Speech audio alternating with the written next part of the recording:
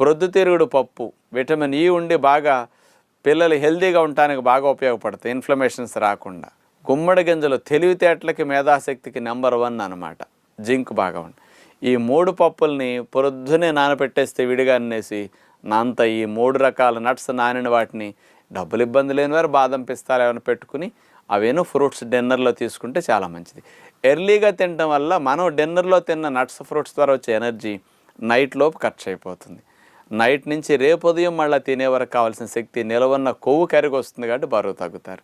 ఇట్లా 3 పూట్ల మంచి ఆహారం తీసుకోవటం, దీనితో పాటు కాస్త రోజు గంటన్నరన్న కొన్ని ఆసనాలు, సూర్య నమస్కారాలు, ఆటలు ఇలాంటివి ఎదిగే వయసులో ఉన్న పిల్లలు బరువు తగ్గటానికి చేసుకుంటే చాలా మంచిదన్నమాట.